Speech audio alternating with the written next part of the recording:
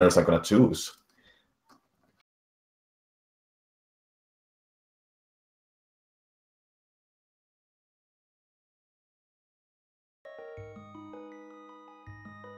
So it looks like we're about to get started here fairly quickly. So we got good luck, have fun on Chrouya's side. Oh, and here we go. Starting from Link's house. Standard mode.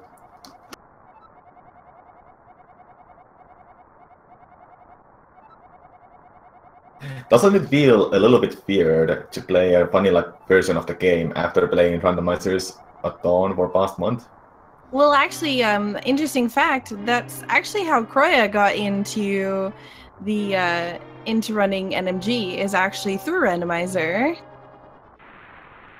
So it'll be, yeah, it's, I know that can sometimes mess with your, like if you're running it too much, it can sometimes mess with the chest that you open, but this is actually pretty good. At the beginning of the game, you just kind of spam all the buttons. Chrouya actually has his inputs down on the bottom, so you can see kind of the movement inputs that he puts in. When he's mashing through text, you'll see multiple buttons flashing, just to kind of make it a little bit faster. Yeah, saving all those frames matters a lot. Starting with the vanilla sport. Oh yeah. So one of the interesting things, of course, is in this game there's actually 3 locations you can get the lamp, and they just passed, of course, Link's house, which is one of the locations. There's also the chest in the little sewer area that they just passed as well, and then of course the one in Zelda cell, which is where they're going to be picking it up, because it's, you know, they're already there. It's pretty close, saves a little time, as well as when they're going to be picking up an item here soon, the boomerang. If they skip the first 2 chests, then it automatically equips the boomerang, saves a little bit of time for menuing. So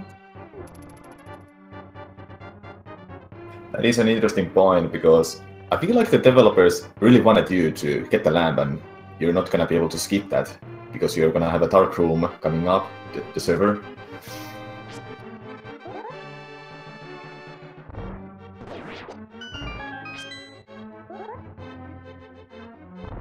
So 2 different ways to kill a guard there. We saw MaltZi walking in with the sword, pokes the guard against the wall, and actually uses the spin to kill him, while Chrouya actually uses the sword to ding against the door and grab the guard's attention to pull the guard closer towards you, and then spin right in front of the chest. I've seen in the past years many different strats for killing these guards. Some runners want to use bots, like Chrouya is using, then MaltZi is using just sword, which takes like, I can't remember how many hits is that with the Viking sword. It's 8 hits with the sword. If you take a pot, throw it at him, then you can also kill him with 4 sword slashes on top of that too. There's the lamp you were talking about, and they saved Zelda. Now they're going back to server, and go through the server to the sanctuary.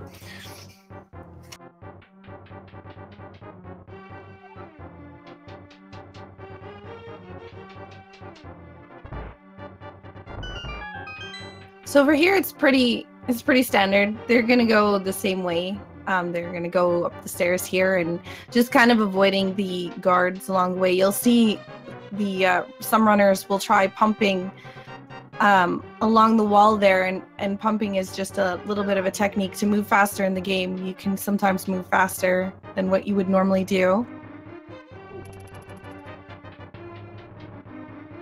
I think there's a command for that. It's interesting how the pumping actually saves quite a good amount of time if you actually keep doing it well through the whole beginning of the game. Is it like few seconds or even more? I think it's about 10 seconds if done optimally.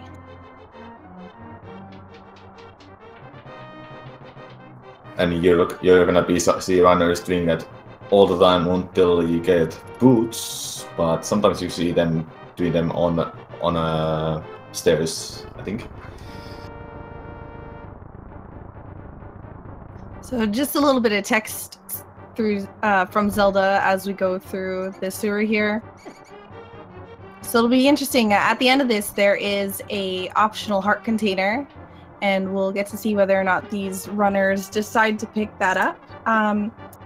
Picking up the Sanctuary Heart, it's only about 3 extra seconds, but you know, getting that extra heart could end up saving you in the long run if you take a little bit too much damage in a dungeon or to a boss or something.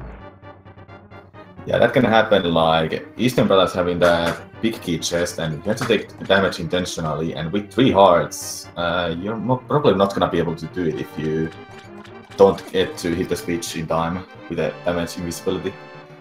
So if I was runners, I would just take the heart container for tournament safety.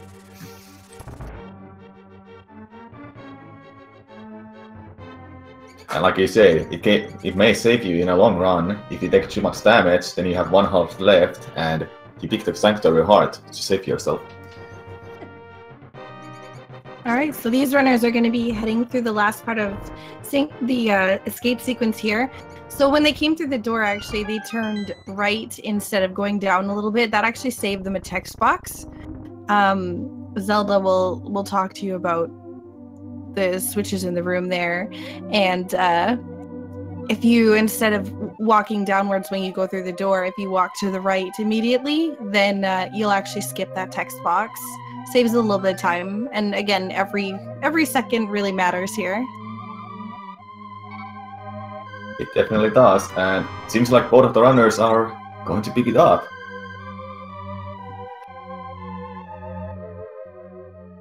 We'll see, will it actually save them from some of the situations where they take too much damage.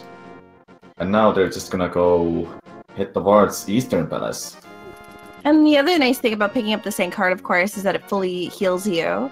So if you took a little bit too much damage in the sewers, you know, it's a nice thing to pick up just to kind of refill your hearts before heading over here, because some of these enemies along the way could do about a full heart of damage, the Octoroks being one of them. So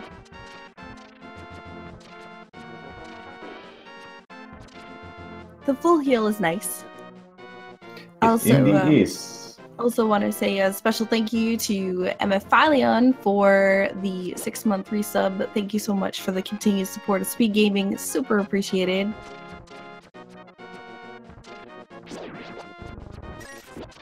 So we have both the runners heading over here towards Eastern.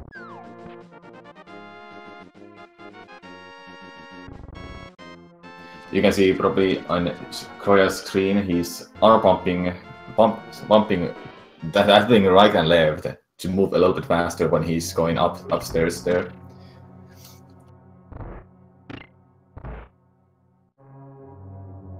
And you can see, you know, even though they're a little bit apart, you know, these runners are still really close together.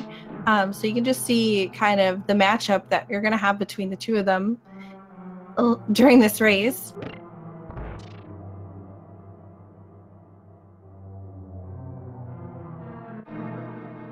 So here's another speedrun strat that we're going to see here is going and killing only 2 skulls. If you get, or 2 skeletons, if you do it optimally, you should only get 2. Sometimes, every now and then you get 3, but there's a little box. If you walk over the box, it'll spawn multiple, it'll spawn basically skeletons in the 4 cardinal directions. So what they're trying to do is get the 2 of them to spawn in places where they actually can't spawn, and thus only getting 2 of the skeletons instead.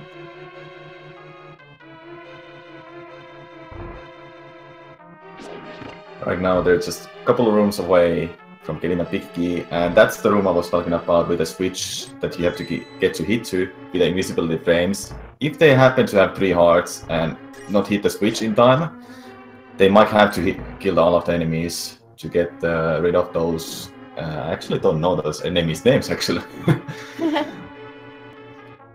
But you can see probably here that taking that damage there, then that's luckily there's a bit heart there, so MaltZi gets it. So he still has 1 heart left, and that was scary, I would say. That's what for Sanctuary Heart might be good to get in a long run.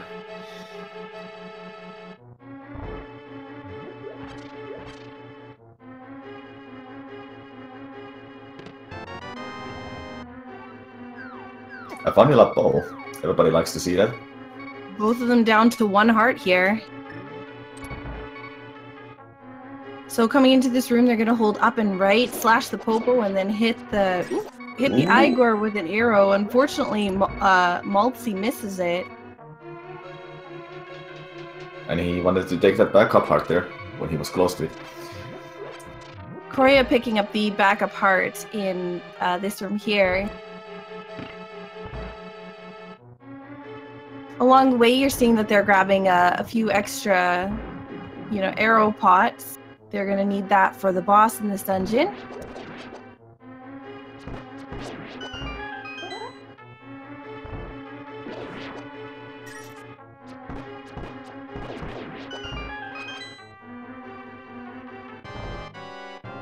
Alright, so... Yep, first boss here. Isn't there like 3 or 4 different ways to start up the bikes? One of them being... There's a few different ways. The most common that you'll see in the tournament here is where they start in the top right by where kind of the Armos Knight is in, like, I don't know, I guess the top right. And both of them getting the quick kill here. What they're doing is they're putting 2 arrows into the last Armos Knight, and then they line it up so that as soon as the second to last Armos Knight dies, they get the final blow on the last one, and it kills him before he can go into his Super Saiyan mode and fully heal himself. Very well explained. So the runner's picking up my favorite item of the game. I feel like it's everybody's favorite item. Speedrunner's bread and butter here, the boots. And we are gonna go fast, and you're gonna see them setting up them super speed on the stairs by doing the sword slash, and when they're gonna spin the sword, they hit the boots button, and if done perfectly, they're gonna have the speed on. I think it's frame perfect, if I recall correctly, for a 60 FPS game, too.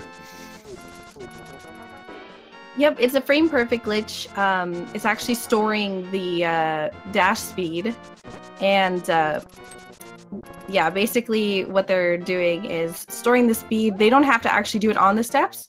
They just have to make sure they touch the steps, like exactly what Chrouya just did here for the library. Yeah, that's a good one there too. You'll be seeing them using that in a couple of the places, especially Death Mountain, Kakariko Village area. Yeah, getting the spin speed here at the library to actually save time is actually really tricky. That one's one of the more difficult ones to actually get to save time. Chrouya seems to be really on point with the spin speeds though today. MaltZi missing a couple of them, so this could be advantageous for Chrouya. Yeah, if you miss it up, it's probably not worth it to go for it anymore when you have tried it once. And now they're gonna go head to the desert with a book and open up Desert Palace.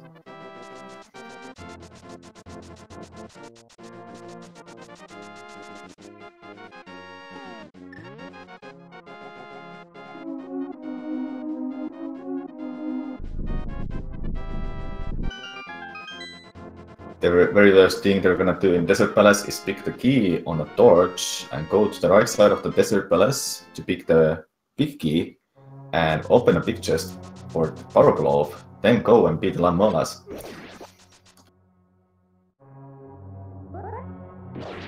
It's a very nice spin kill there for Chrouya. We have MaltZi just heading into the dungeon now.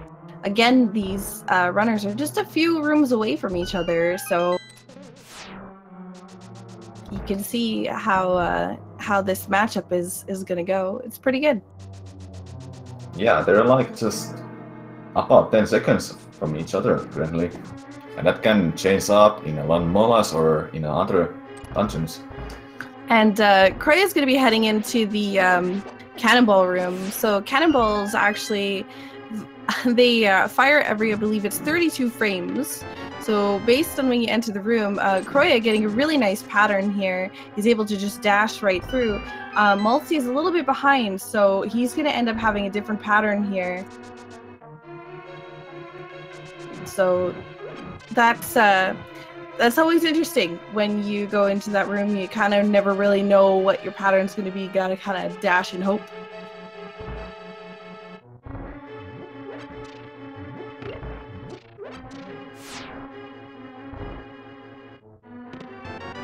Chrouya picking up Power Glove, and now he's just gonna leave and go to Kalanomalas. And both of the runners, I think, picked up the arrow drop from the bots here, and I'm pretty sure they're gonna use bow against Lanmolas, because Fighter's Sword is actually not the greatest weapon against Lanmola, because spin of the spin slash from Fighter's Sword is same damage as the regular slash.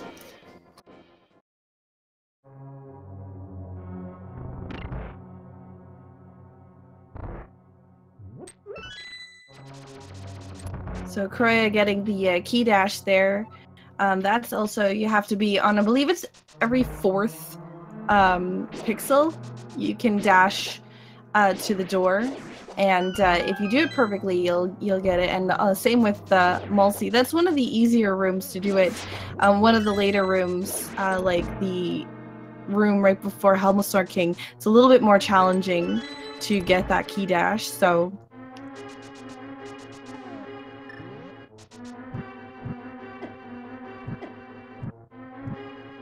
Some of the key dashes has those nice setups, like that one room where MaltZi just was, just dashing next to the torch, and you're just gonna be lined up perfectly for key dash.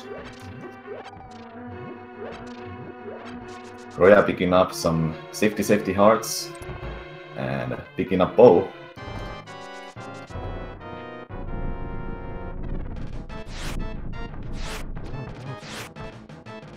So Lanmo here, you can see both the runners are setting it up differently. One of the more common strats is kind of make sure when you're setting up to hit Lanmo to stand on the short side. So because the arrows, you can't fire a second arrow until it hits the wall. If you miss one of the arrows, if you're standing closer to a wall, then you can shoot again faster. So you can see MaltZi catching up really quickly here by using that strategy, and Chrouya unfortunately having to take longer between shots. MaltZi's able to kind of surpass him right here. Yeah, with a better fight, that definitely makes a difference there. MaltZi taking the lead when he was behind by entering Lanmolas, and now they're gonna go head towards that mountain. With the Power Glove, they can go there now. Yep, and these runners are gonna be doing another minor glitch called Fake Flippers, where they're going to be going into water without actually, of course, having those flippers. I believe this is another frame perfect, because you have to be 1 frame away from the edge, jump in the water, and then screen transition on the exact, like on the next frame. So that, because it takes 2 frames for the game to register that Link is drowning. So if you screen transition before that happens, then, and the game will say, oh, he's already in water, must have the flippers already, so it won't check again. It's been forever when I have actually run this game, so that's actually a new thing for me, that you actually do the fake flippers to go to that mountain now. Chrouya doing a tree pull here. It looked like neither of them had picked up any of the rupees that were in Sahasrah's hut earlier, so they're both going to be doing the tree pull strats for rupees in order to get enough rupees to get into pod. So when they're heading back towards the Master Sword pedestal, you'll see them try to manipulate the prize pool in order to get 20 rupee drops from that tree.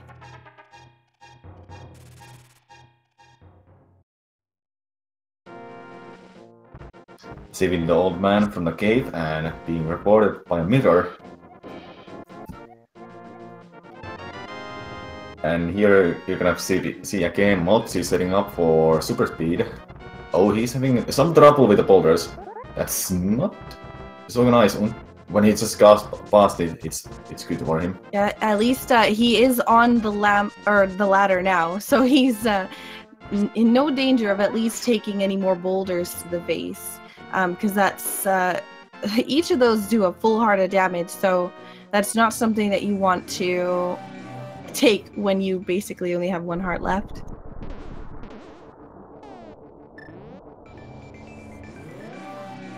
Oh, that was scary, but a scary situation for MaltZi there, getting hit by the death rock.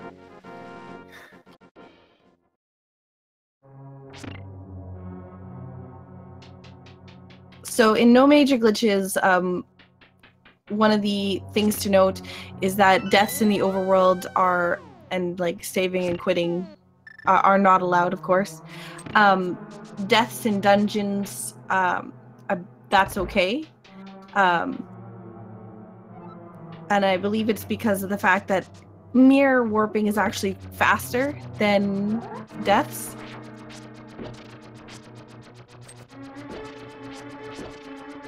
So, nice room here, tile room. Resident sleep room. It's one of those rooms you just kind of have to wait through. Hitting these tiles before they explode makes it a little bit quicker, at least on the last one for sure.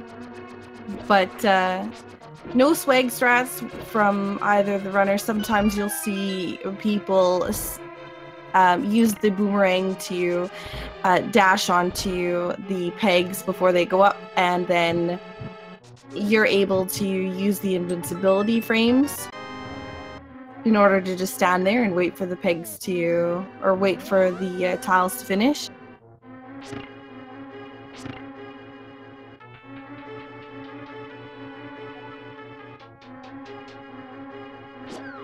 I noticed both of the runners are not having a bomb, unless this spot has a bomb, so do you think they're gonna go for a bomb jump? I believe that they will.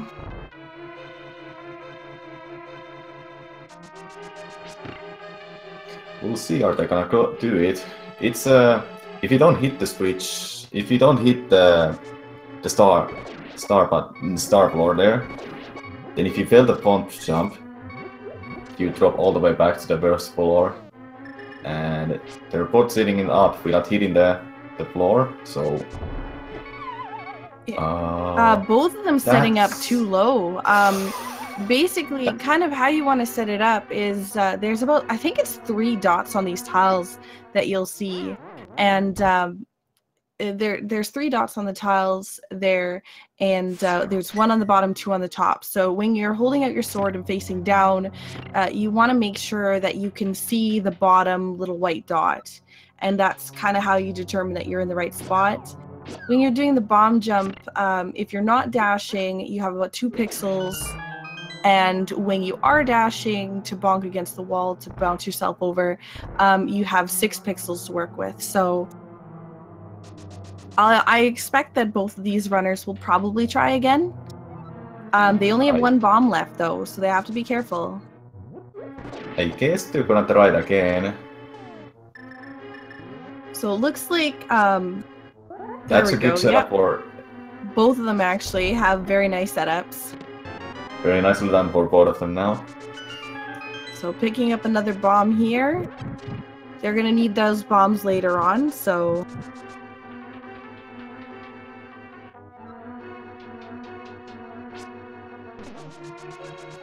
MaltZi picking up a couple of extra hearts and backup hearts, and well, Moldrom is an interesting fight with his white sport only.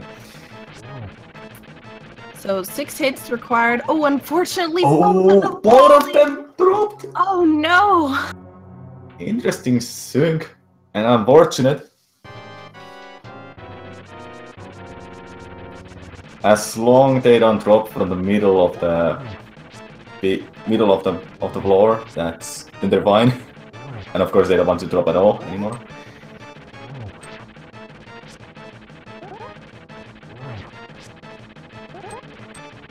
Just one hit avoid Chrouya. Yeah, both of them just one hit away, and again, nice sync on these two runners' screens here. Both going to be picking up the item about the same time. So yeah, this is really close. It indeed is. MaltZi having just a little bit better PvP, but Chrouya is keeping up with MaltZi. Setting up another super speed here to go back down of Hyrule from Dead Mountain to pick up Master Sword. The issue though is Chrouya actually took damage, and Chrouya is gonna need to kill 4 enemies before getting that tree pull, not take any damage here as well if he wants that those rupee drops. Otherwise, I think he's gonna get the blue ones, and same with MaltZi getting the blues, and they want the red rupees. So they have to look for a backup rupees now. And I believe there are some in route. Yep, there is. I believe this is the backup to the backup to the backup. Yeah, there's a few backup strats if you don't get it the first time. So I believe we're on the second backup now. Enough backups.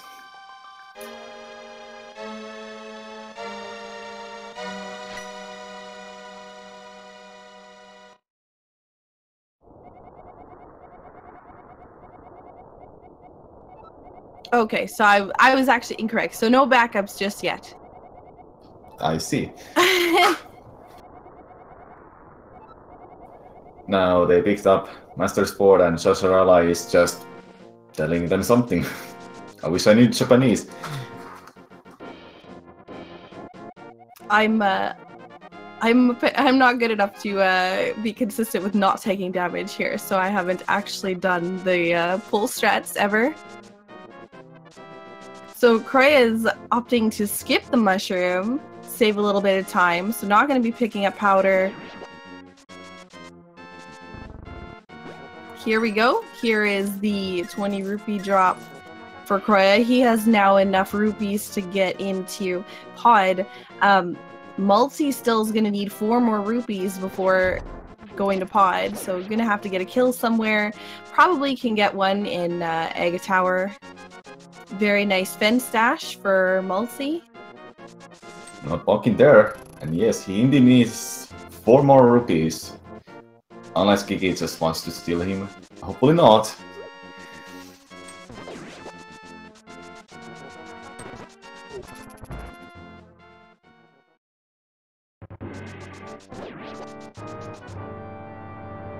MaltZi starting up to climb up Arcanim's tower.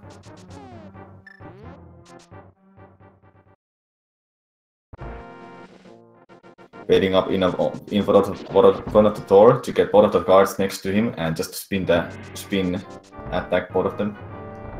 With a Master Sword you can kill them. And Chrouya doing a little bit newer strat, I think. Spin attack twice, or spin attack once, then arrow.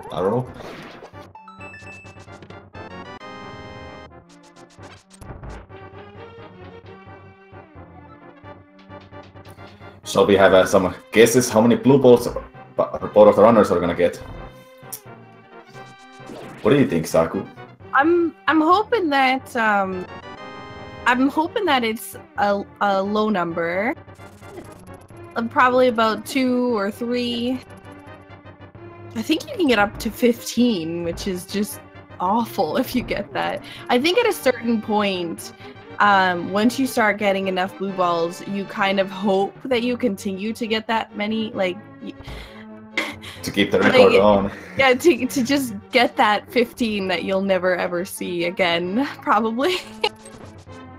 Yeah, I think it was 15. That's the highest, or the maximum you can get for the Arcanine fight. I'm not quite sure, but it's something you probably don't want to see in a PB run, but in a race, it might be a hype. I'm guessing for 2, to keep it short and simple, I guess.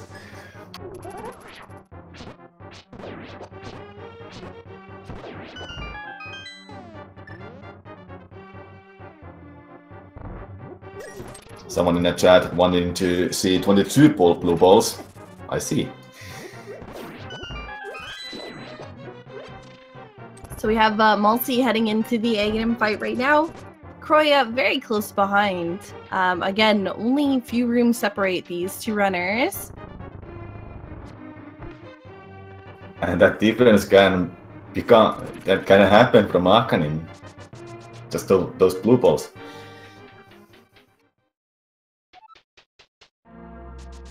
Starting Arcanine fight is always gonna be that normal attack from Arcanine, so you can damage him.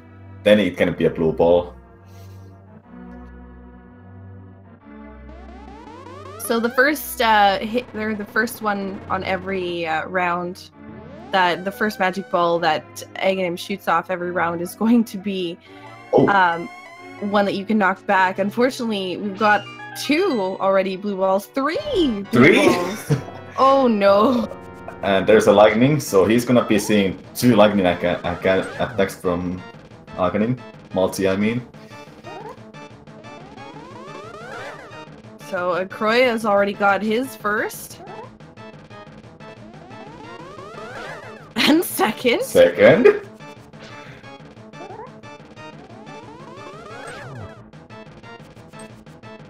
So MaltZi, I think, is at 4 already. 5. 5. That's goodness. Really unlucky. Really unlucky.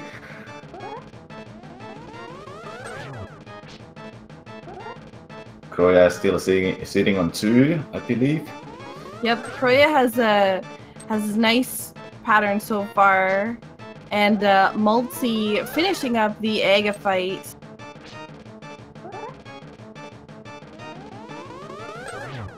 I believe Chrouya needs 1 more hit if I was counting correctly. He got 3 blue balls, so I believe so. He needs 1 more hit. There we go. Now Chrouya also heading into the Dark World. Got a bit of text spam here on the pyramid you gotta get through, talking about obtaining the 7 crystals and freeing the 7 maidens.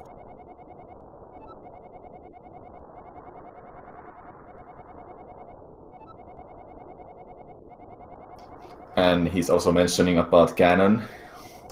And MaltZi is off in a Dark World now, setting up for another super speed there. Very nicely done. He has enough rupees, guys, to get to the bar.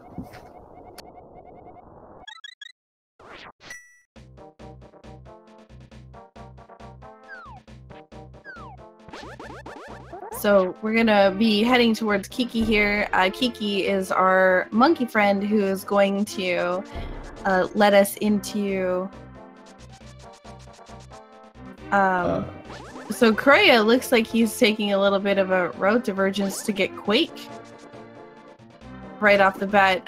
MaltZi is actually heading towards Pod. MaltZi, unfortunately, because he dashed at Pod with Kiki behind him, normally right before you get to Pod, you kind of pull back or you press the down button.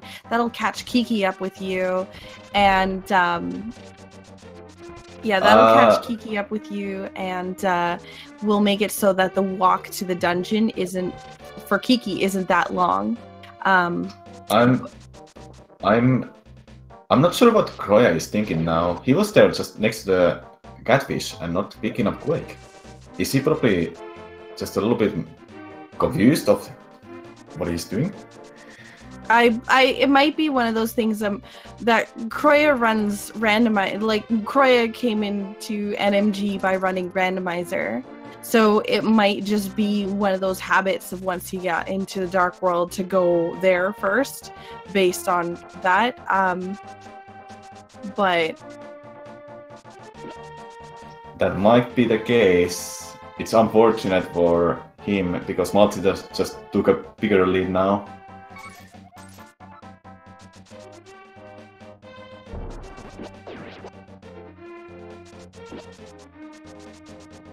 And Chrouya missing the same thing, so Kiki's gonna take a while to walk up to the tower here to hit the button.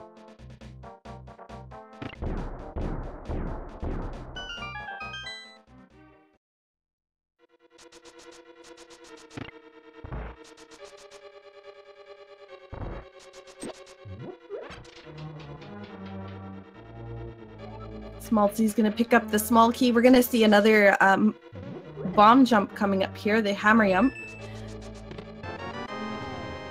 Which I believe is pixel perfect. Yep, so he's using buffers in order to set up a bomb. You have to get it into a specific pixel and then get back into position, another specific pixel to get jumped across that ledge there in order to gain access to the big chest, as well as getting the small key here for Helmasaur's door, or the door that leads to Helmasaur. And I have to say, MaltZi did it fairly fast, that bomb jump. Very nicely done. It's not an easy jump because it's being pixel perfect.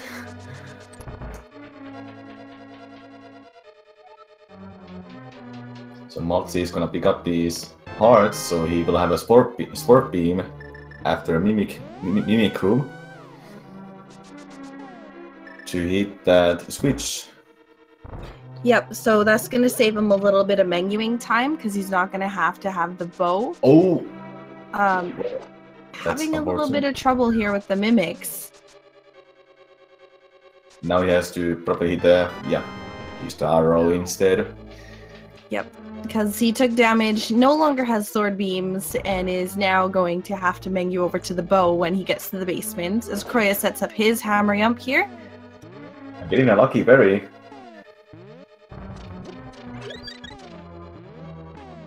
It's just unfortunate he's gonna take damage now. Very nicely done, Chrouya.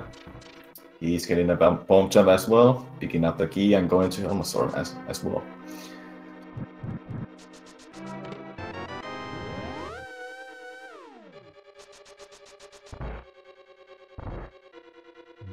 Oh, MaltZi having a little bit trouble with the turtles here. So going into Helmasaur fight with 3 hearts, he's gonna have to be a little bit careful. Helmasaur can be a bit of a pain depending upon his fireball and tail cycle. Chrouya having full hearts here maybe might save a little bit of menu time. So 17 hits on the mask here. We'll remove that mask.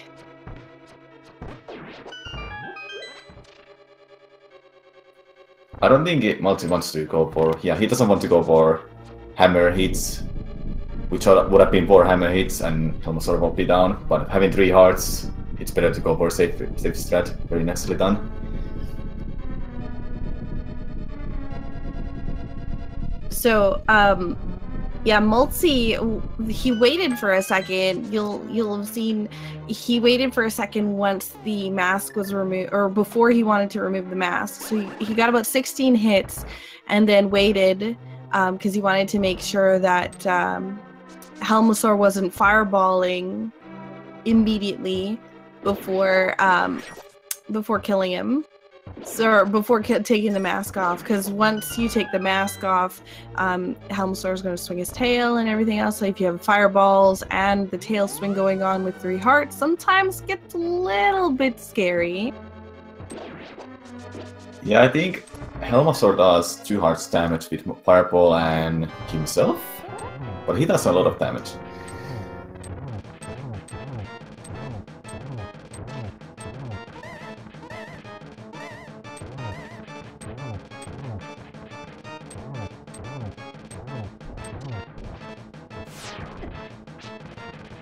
Chrouya almost got a hammer hit there. He got 1 at least. Now it's just 4 Master Sword hits left. Ooh, Chrouya, unfortunately taking the death, and that right there was what we were referring to in regards to the fireballs and the tail going at the same time. That's really unfortunate. Now he has to go back there. Hopefully it doesn't affect his gameplay from later on. So MaltZi is heading towards picking up the flute here in the Haunted Grove.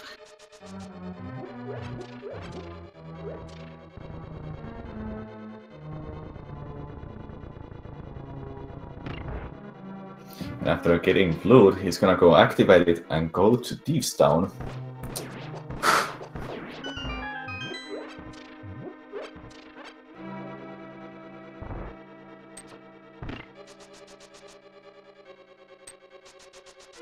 And Chrouya is going to be back in the Helmasaur fight room real quickly here.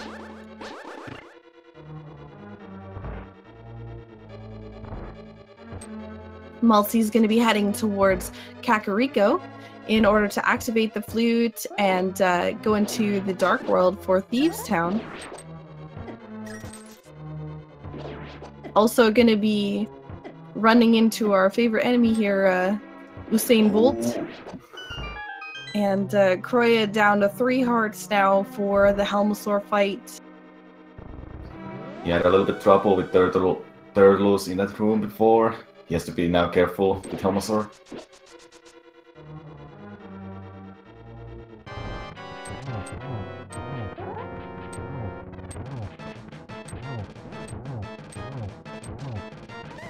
Just be careful with the fireballs. Ooh. That's down to 1 heart here. That's scary. He's gonna make sure that the Helmasaur isn't gonna fireball before he removes the mask. Oh, or he's going to actually make sure he does fireball. Now this is a scary situation. He's going for hammer strats. Very nicely done. That's scary. Very nicely. In order to get the hammer to hit, there's a good visual cue by using the shield, by getting a shield to hit the crystal head from the Helmasaur. Then you can hammer it. But it's really scary because you go so close to his hitboxes. So MaltZi picking up the powder here. It's a nice safety for multiple dungeons. You know, Thieves Town has anti-fairies, Mizurmar, Turtle Rock, all kind of on the way. So it's nice to be able to use the powder to heal yourself. You were talking about earlier about a lucky fairy or something in Pod, but the prize packs are actually set, and because he got that fairy, or because Chrouya got that fairy in Pod, he's not going to end up getting it in Turtle Rock unless he kills enemies from the same prize pack. Oh yeah, I forgot. Oh yeah, I forgot about the big stat. I mean, like the enemy drops are a thing in this game. Yep. So Chrouya didn't pick up powder, so that could be something that comes into play later on.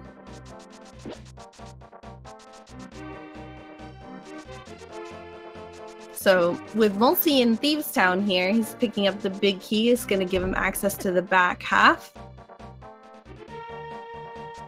Gonna see him pick up the small key under a pot up here in the torch room.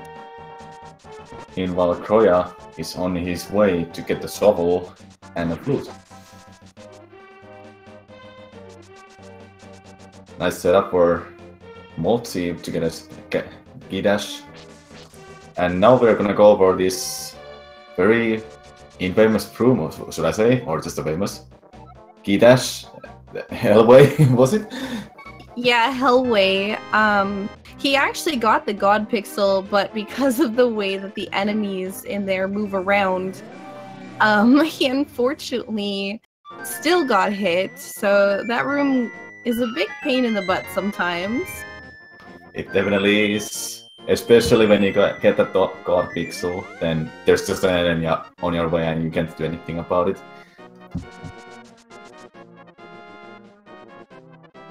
But yeah, there is a specific pixel that if you run or if you dash through that room on that pixel, you won't take any damage from the spikes, and that can definitely help you as long as the enemies aren't standing in your way.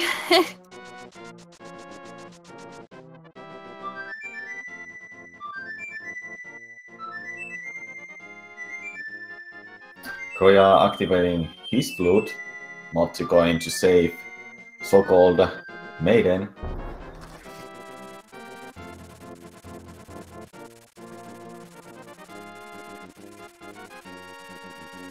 So in here is one of those anti-fairies that you can powder. Also, you cannot dash into those doors, or at least I haven't been able to find a pixel to dash into them. I believe it's not possible. Yeah, without bonking off of them. So MaltZi would stop right before the door in order to make sure he didn't bonk off them.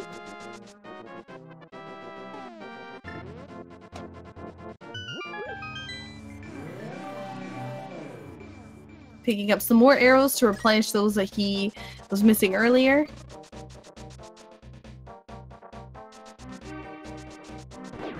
MaltZi is on his way to blind, and I believe it's not gonna be a troublesome fight when you follow the script.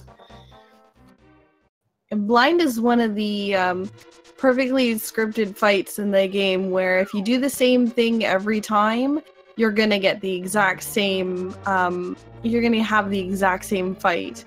So, you'll see 3 hits on each head. Unfortunately misses that last hit here, but still a very nice blind fight. Very nicely done. Chrouya starting with this down, meanwhile MaltZi just finished it.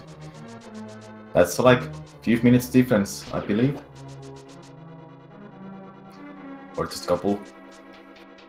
Yeah, I don't exactly know the exact number, unfortunately, but it's basically the Helmasaur death and the little trip up towards Catfish area. About that of a time difference. So now Chrouya is entering Hellway. Is he gonna get the God Pixel? No, unfortunately he missed it. There was a pixel too much left, I believe. Yeah. And normally when you go into that room, you're going to want to dash in. That way, sometimes you can avoid the enemies being in weird positions. So he might have had some problems with the anti-fairy moving around, so could have been weird anyways. So, MaltZi just picking up 300 rupees here. He's going to be picking up another 300 rupees in the C-shaped house on the way up back towards Skull Woods area, because he's going to want the he's going to want 500 rupees for Zora still.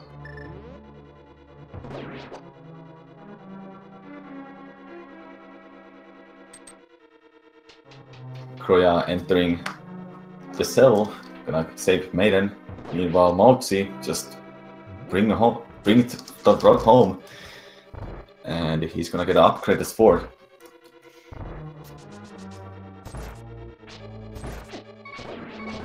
Chrouya's got a little bit low health.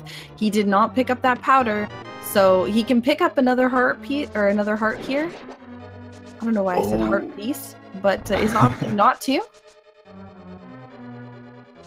Having 3 hearts is just two hits. He can unlock 1 hit, and after that he's gonna die. There is another heart on the way, but going into blind, again, blind is a scripted fight.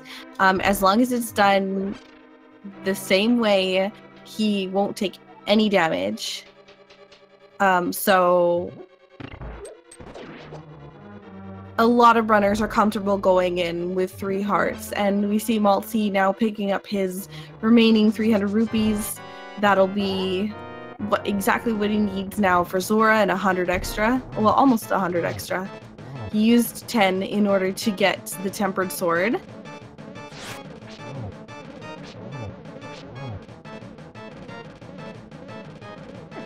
I believe Chrouya is just one more hit and he's done. Very nicely done. Wasn't as quick as MaltZi's, but definitely still a good fight without taking too much damage. And MaltZi having a good room with these redates, I think they are. I actually don't work out their name now. Gibdos. Gibdos, yeah. That's not an easy room to pass because of the Gibdos.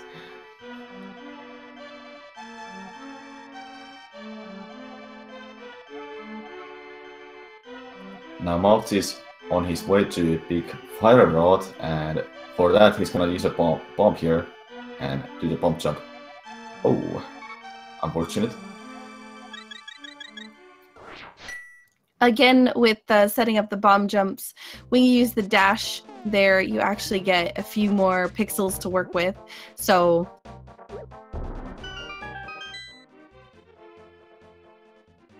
Chrouya getting the 300 rupees from the bomb hut, or the bombable hut down here.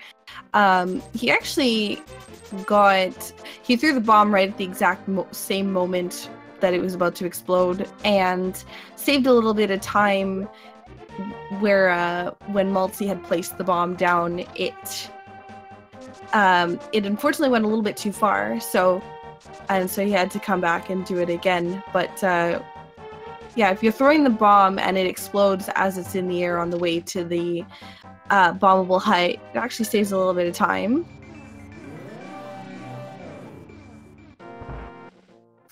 Right now MaltZi's in a Gibdos room, and he's very low with the magic, but he has tempered sword for Matsula, but 5 hearts, I believe it's enough.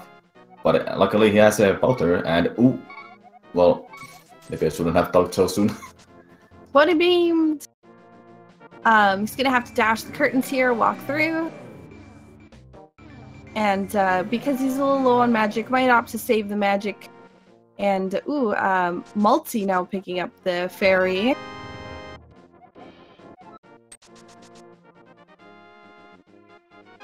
Now again, that was a fairy that you normally want to save for T-Rock. So Mothula is actually an interesting boss here, because Mothula can't take damage from anything. I guess that's what they call it, class. I think it's class 4 damage is what it's called. So that's things like butter sword hits, tempered sword swing, or swings, because it does the same exact damage as the spikes. So, and the game devs didn't want Mothula to be able to die from its own spikes. So MaltZi just finished Mothula fight with 1 heart. And speaking of that 1 heart, he did pick up that Sanctuary heart. It saved him. That was a scary fight for him, but nicely done. Now Chrouya is going through this Gibdos room. And very quickly done. Not having any trouble with them.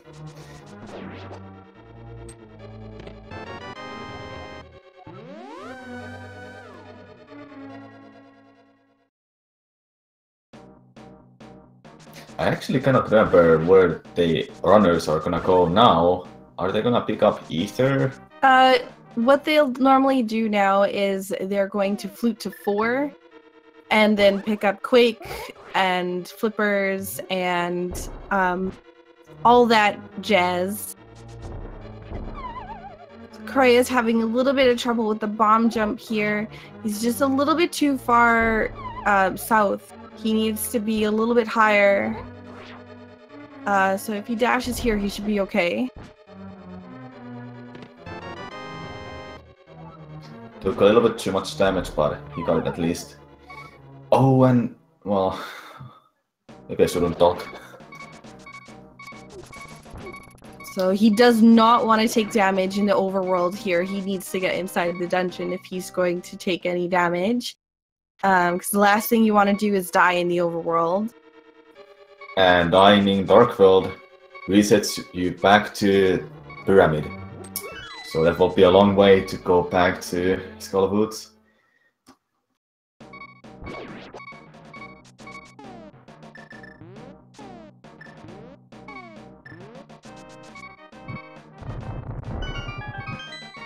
MaltZi gonna pick up Quake and gonna go to Flipper. Get Flippers now. Yep, this is pretty standard. Grab the flippers, and then he's going to head through the warp portal towards Ice Palace.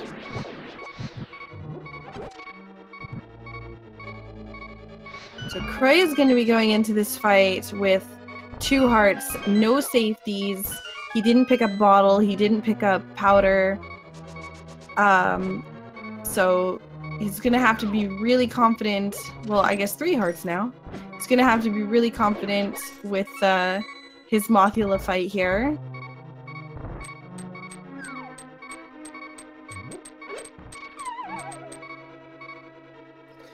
I believe he has 2 Fire Rod shots, and that's just it. Oh no! Oh, that's unfortunate.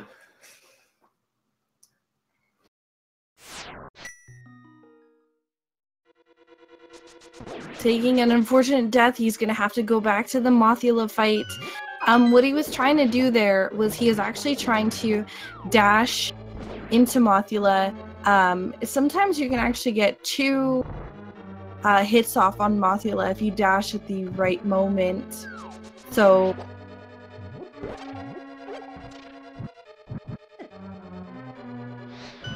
He was avoiding Gipto's spell. yeah. Sometimes you can get multiple hits off on Mothula when you do the first dash, and then you only need 2 slashes, and Mothula is defeated. So I believe that's what he was trying to do. It looked like it. I think it's just 4 Temper Sport hits for Mothula. Yep, and he should have 1 more hit needed, but he can't hit Mothula into the spikes. There we go. Very nicely done now. That was much faster. Yep. And MaltZi is in Ice Palace, and he's just a few rooms away from that very important bomb jump that everybody should learn if they run this category. The IPBJ, Ice Palace Bomb Jump.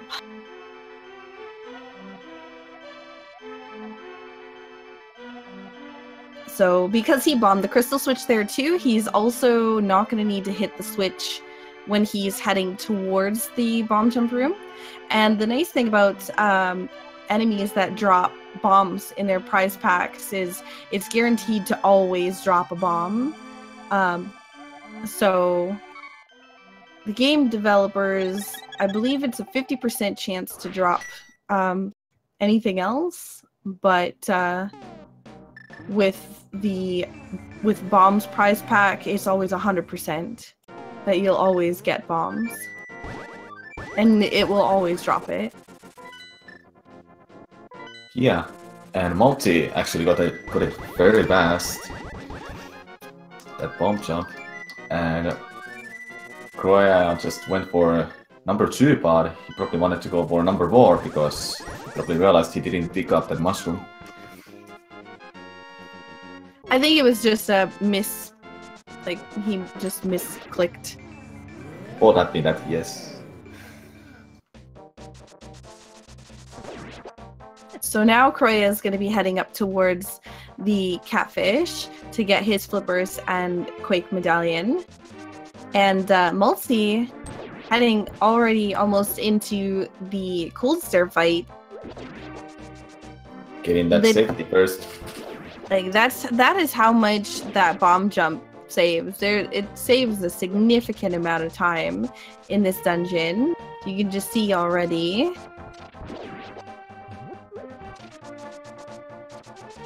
Normally you would have to go back to one floor, drop to the other side when you have hit the switch, then you drop down by pushing that block, and you will need a big key for it.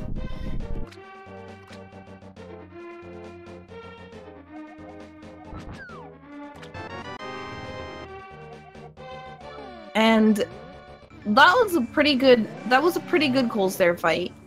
Yeah, he managed to keep them in a corner. So yep. It was a good fight. The optimal way that you'll do it generally is you will kind of poke dash them into the corner and keep them there, and then you can kind of get them all without them getting away as much as they did. But it was still a pretty good Cold Stare fight there. Wasn't it like 2 or 3 dashes you have to do with the sword? Then you just release it for a quick spin that finishes the fight? Yeah, it's a little bit quicker.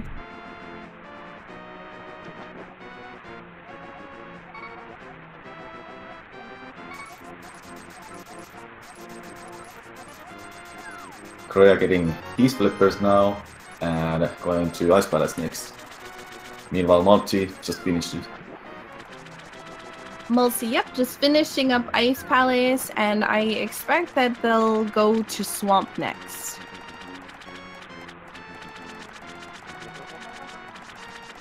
So this is where you see kind of a bit of a route divergence depending upon whether or not they're going to be picking up silver arrows or gold sword.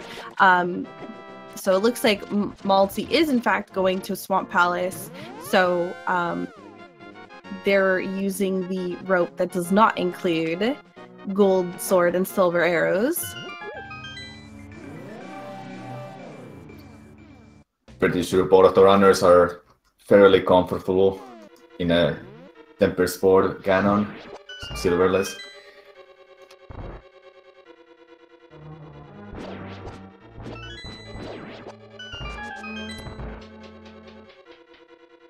So MaltZi gonna use the block erase glitch to get rid of the block here to gain access to the back of this dam.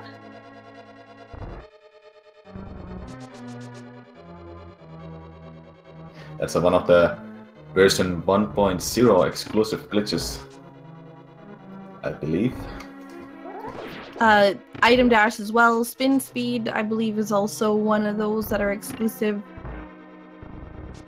Because the other one that's not the fun one that's 1.0 exclusive is when you're falling into pits, you can still take damage or get grabbed by wall masters.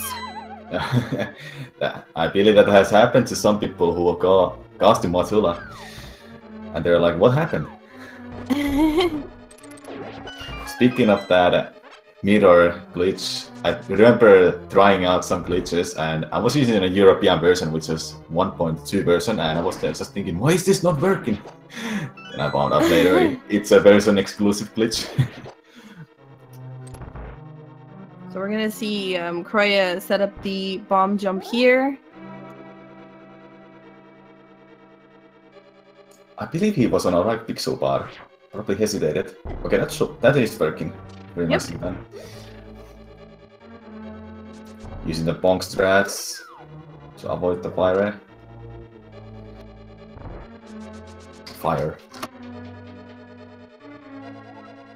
MaltZi using the item dash to get rid of the pot in the way.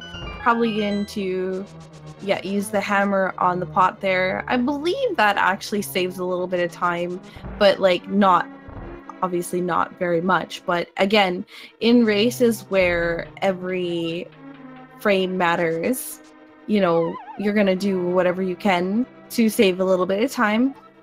Definitely.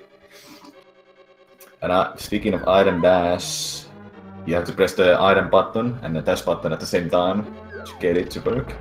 And you can do it with multiple items like hammer, bow, fire rod, ice rod, and so on. The most common one runners are using is obviously a hammer. Like you can see, You didn't see that.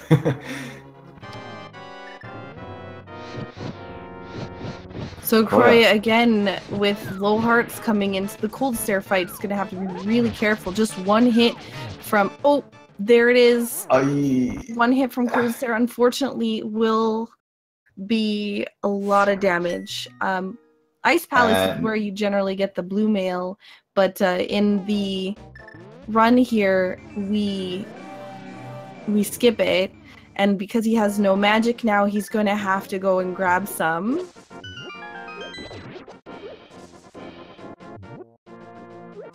Those enemies there can drop one, and that is just enough to go through the first room of the Ice Palace.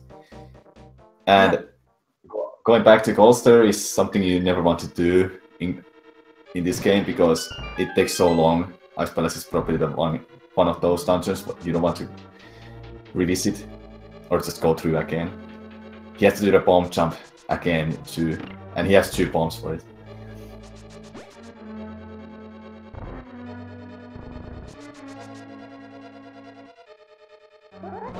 So MaltZi is sitting up in a fairly comfortable lead, I would say, but it's still not over, guys. It's still not over. So at this point, Chrouya is going to need to focus on execution. He missed out on the safety. I think that's like he didn't miss out on it. He skipped it intentionally. And you saw when at the beginning is he did pick up he did look at it for a second. He did look at the mushroom, and then I think decided that he would skip it in order to kind of save a little bit of time, and I think that's what has ended up costing him a little bit of time throughout the run. It's not having those safeties. Yeah, that is true. And okay, he got like a good drop there, 4 bombs. Because he was using those a lot in a room before. Those skeletons. Stalbosses, I think there are. So we have MaltZi who's heading into the Argus fight here. He'll just have to hookshot all the puffs off of Argus.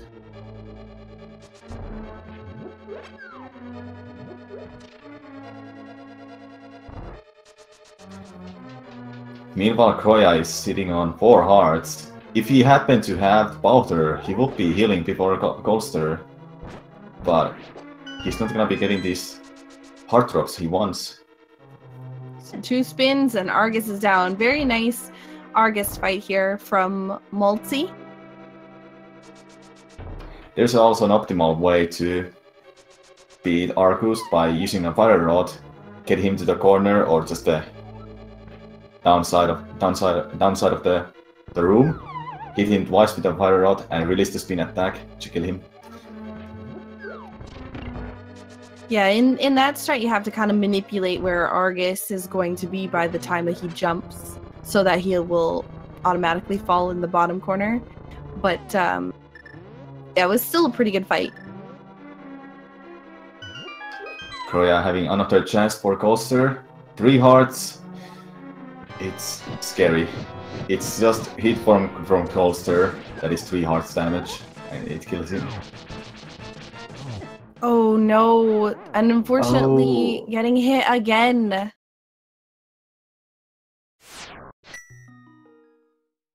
And because he has no magic, he has to do the same strategy again. What's basically happening is he's a little bit too low when he's starting that dash strat that we were talking about before. And so because he's too low, he's not actually hitting all the puffs into the top corner. He's only hitting 1. And so 2 of them are escaping and hitting him. And with green mail, it's unfortunately a lot of damage. So we have MaltZi who's heading up here towards Ether Medallion. This is going to give him access to Misery Mire, which is the one he's gonna go to next.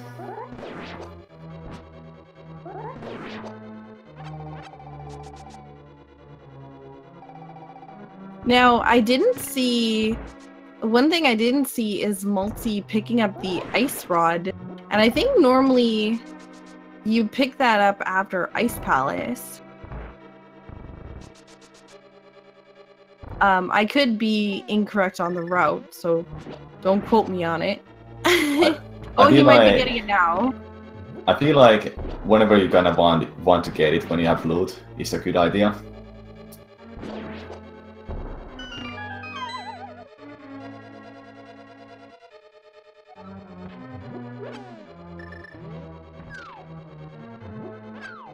So grabbing Ice Rod, this is going to be the last item that MaltZi's going to need to go out of his way for.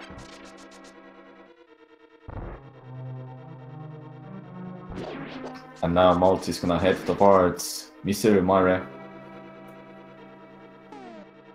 Chrouya setting up his third bomb job now. He's done a very nice job of getting it at least every time. Yeah, he has. Getting the right pixel every time. Oh, don't drop down.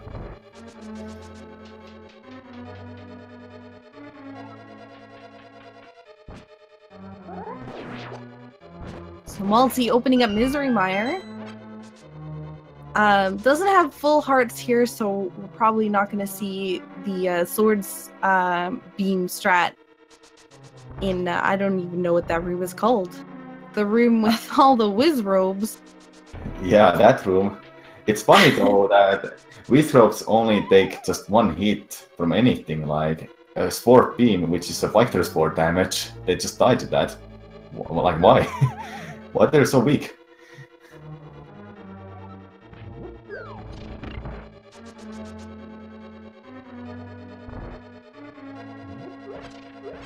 That was a decent room for MaltZi. Yep. Now Still was done really quick. Yes, and now he's gonna go pick up this pot for a small key to get to the left side of the Misery Mare and get the big key. Oh boy. Oh, that was close. Now he has to be really careful. And he's just gonna be safe this time. Use spins. Make sure that he keeps himself away from those. Oh no. That's... He probably didn't expect the hitboxes being that wide.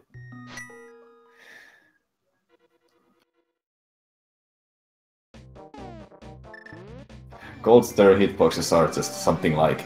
You don't expect them to be actually that bigger from the size of the holster.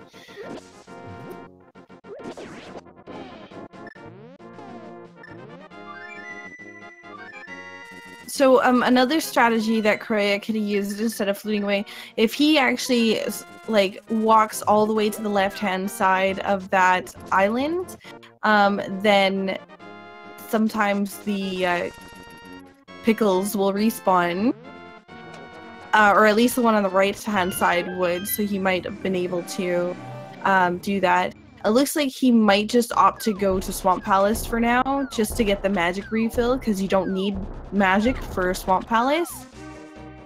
Yeah, I think that's a better idea now for him. Then come back later. Meanwhile, MaltZi just got his big key and he's gonna go get King of Samaria. So, Chrouya, knowing there's bombs in the chest, picking some up just for the Ice Palace bomb jump for later. And the one thing that's scary about doing something like this is you gotta kind of hope that your muscle memory doesn't kick in. Because once you're done Swamp, you're gonna automatically start doing things for the other dungeons. You know, like picking up the Ice Rod and Ether and everything else, so... That can happen sometimes. Muscle memory is a weird thing, I would say. You're so used to do this and this after that and that, then you decide to skip one of the dungeons for a while, then you just completely forget it. So MaltZi is well on his way to Vitreous at the moment. Again, with the powder, going to be able to powder an anti-fairy along the way, get basically full heart refill, and we'll get to see the strats that MaltZi decides to use on Vitreous. Most of the time we just see spins, taking some damage in the puddle, using spins on the eyes by using the iframes from taking puddle damage. So I expect that's probably what we're going to see from MaltZi. I would say we are gonna see that. What's the scary thing about the strat is that the eyes, and they do lots of damage. Like all the bosses in this game, they do lots of damage. Isn't it 4 hearts damage? Yes, and the game expects you to have blue mail at this point, because you've done Ice Palace already. So that was the 4 hearts of damage. He's got 2 hearts left. He's got to be careful. Can't take any more damage really from really anything. So he's got to line himself up. Nice arrow shot. Just needs 8 more hits on the big eye here with the arrows, and pulls out the mirror. That's very nicely done. Very good fight for MaltZi. That was a scary situation for a moment when I saw that one last eye there moving towards him, and he slashed it.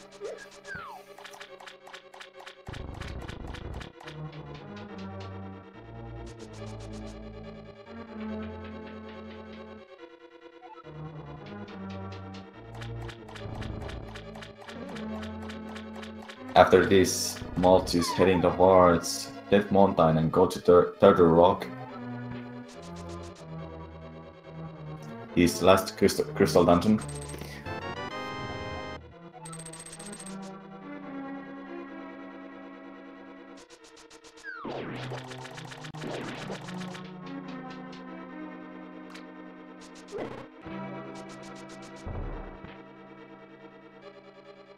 And he has all the items that he needs for it. He's got Quake, he's got the Ice Rod, Fire Rod, and then of course all the dungeon items. So he might opt to pick up the Mirror Shield in order to do Laser Bridge. But we'll get to see once he gets to that point what he decides to do, if he's going to do Laser Skip or not. There quickly, MaltZi was using a hookshot to get the super speed. That's another way to do it quickly, by hitting those 2 buttons at the same time. Dashing and hookshot on the stairs. Yeah, especially if you already have the hook shot out, because you have the hook shot across the bridge. It definitely helps save a little bit of time, especially if sometimes you might not be consistent with getting spin speed. Exactly. And I wonder if he's gonna do it here before getting out that hammer. And yes, he's gonna do it, or he didn't get it, I think. Yeah, unfortunately didn't get it, but not really a huge time loss.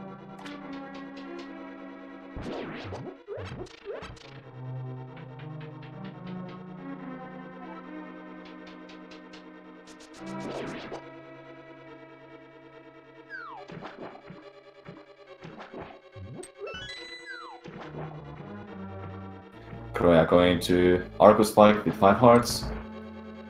And it's he shouldn't have much trouble with it, especially when he has Tempered Sword. Just 1 slash, killing these things, I guess. The puffs, yeah, he's just gotta be a little careful. Each of the puffs do 2 bits of damage. And now here he's gonna set up for a. He probably noticed he can't do it because he had only 1 shot there for Fire Rod. But still very nice Argus fight. Definitely very nicely done. We have MaltZi using the iframes from the hook shot here to avoid taking damage from the rollers. The rollers do a significant amount of damage. Once you start getting to these later dungeons, everything starts basically hitting like a truck. you know, because you've already expected to have cleared the Ice Palace, so you should have the blue mail by now. Of course, we skipped that in the speed run because it is way long to get. Oh, taking that unfortunate drop there because of skeleton. And yeah, blue mail reducing your damage by... Is it? I think it's in Zelda 1, it's 50%. But in this game it might be different, 33%? I might be wrong. I don't recall off the top of my head, unfortunately. Well, speaking of taking damage, those chain chops. Yeah, those chain chomps hurt. They take a huge chunk. I think that's also 4 hearts of damage that they do. And what he was trying to do is set it up so that the Canis Samaria block would hit the pegs at the right moment so that he could stand on the pegs for some invincibility frames, so that when the chain chomps actually hit him, that it would not do any damage. Unfortunately, not getting that, it ended up making it so that when he got hit, it was quite painful. Oh, he didn't get the quick spin on that. What is it called? That enemy? It actually has an interesting name, which I just recently heard about. I call him the Pokey. I don't know what his actual name is. It had a really weird name. I just can't recall it, but I always call them Pokey too. So, this is what we were talking about earlier. Chrouya is heading up Death Mountain to get Ether. I'm hoping that he remembers he still needs to go back to Ice Palace, but he might be doing this just because of, like, he wants to get it out of the way based on muscle memory. Because the last thing you want to do is head up to Turtle Rock or any of the other dungeons and forget that you have one missing. Like, forget you have something missing. Indeed.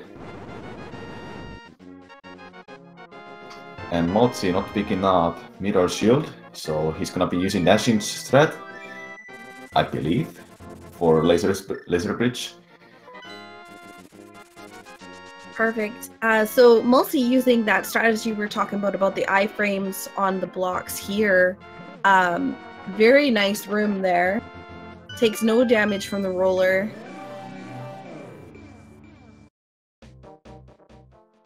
And we're gonna see him head to Laser Bridge right away. As Chrouya heads down to Cold Stare to get his revenge.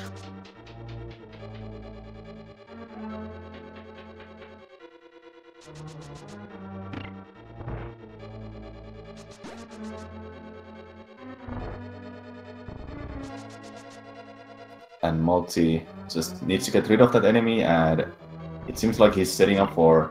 Oh, what was that? Oops. He accidentally dashed the wrong way. Trying to do the laser skip. He's gonna probably want to bomb the wall at the exit in case he dies. That way he doesn't get sent all the way back to the beginning of the dungeon.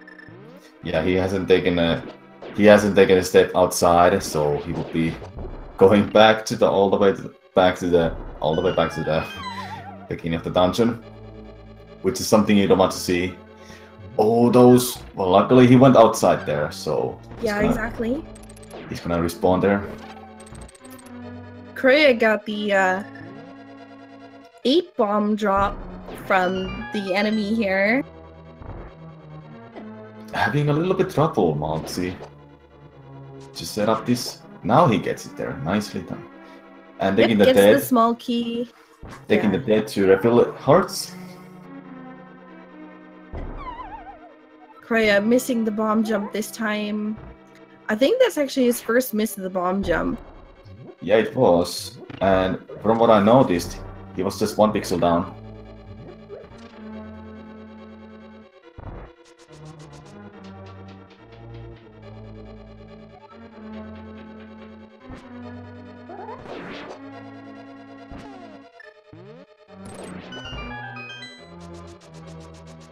Alright, so MaltZi is going to be heading into the Trinix fight here. Full hearts, full magic.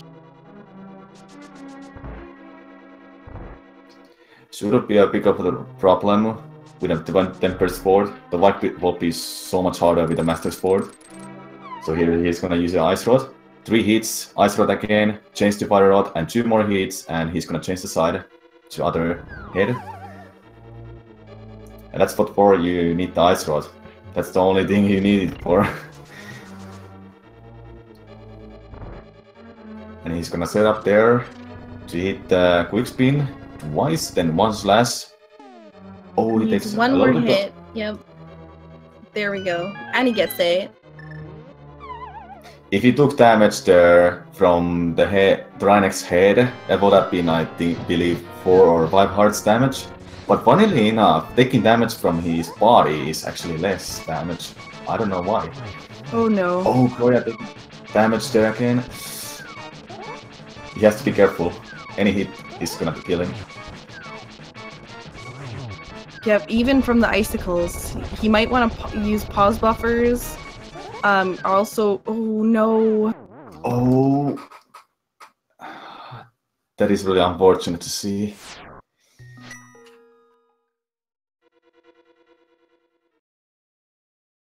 At this point, he's got to be a little bit frustrated. He's getting his hits off a little bit too slow here. So Cold Stare isn't, or sorry, a little bit too fast. Like he's spinning too fast. So Cold Stare's invincibility hasn't ended yet. So when his invincibility finally ends, unfortunately, Chrouya is standing pretty much inside them and taking the damage. So he's got to be a little bit more careful here.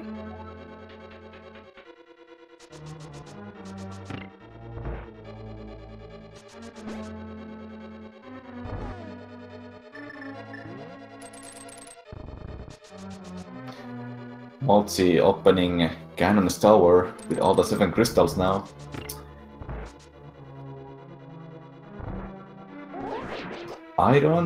Do you think... I don't believe he's gonna get a red mail because he has Alter. He might get red mail. He hasn't gone out of his way to get all the safeties, but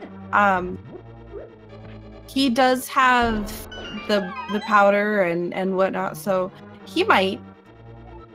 Ganon Hawk is something you don't want to take with a cream mail. Isn't it 8 hearts or 9? Something crazy like that. It's 8 8 hearts of damage if you take Ganon Hugs, and it's not very fun. It isn't. And especially if you happen to die to Ganon, you respawn with 7 hearts or something, and it's just 1 hit from Ganon all the time. Oh, Chrouya missing the bomb jump. It's a little bit too high there, I think.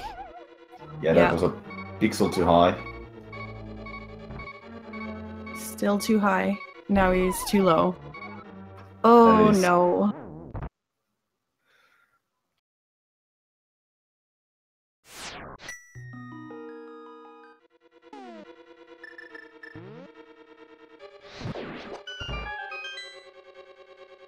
Never give up.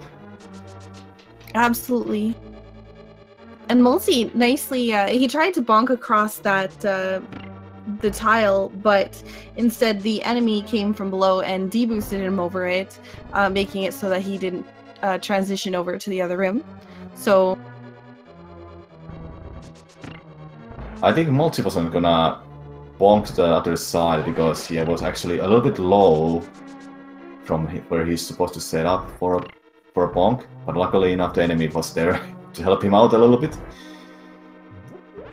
And now right now this Armos, messing up a little bit with the strat there. He's got to be a little careful. The good thing about Armos, the good thing about Armos is that even if you do run out of arrows, like MaltZi just did, you can still hit him with Tempered Sword. If you just want to make sure he's kind of fairly low, so that you don't have to hit him a million times. MaltZi picking up the 10 arrows in the chest there. He does need arrows for the mimics, and it looks like he is in fact going for red mail as Chrouya sets up for the bomb jump in Ice Palace and gets it. Gets it. Oh, be careful now. Now he has a hookshot, so he can just safely across this room. And with the red mail, MaltZi will have a much easier time, or much safer time, should I say, with a gauntlet and cannon fight.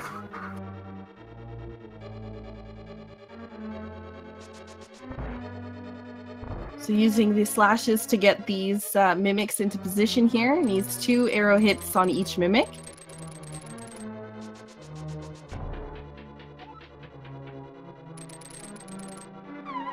Unfortunately missed the shots that he was going to take. So sometimes when you miss the first shots here, it can mess with how you normally position yourselves because of the BMOs knock you out of whack. So one of the things that Chrouya isn't doing that he could do, if he's coming in here with low hearts, he can actually, instead of going down when he pushes that block onto the platform to open this door here, he can actually go up and then up the stairs and fall down into one of the pots through the blue hole there, and it'll actually get him to a fairy room. But one more puff here. Couple more. Be careful. Oh, just there we go. Now. There we go. And that must feel really satisfying for Chrouya.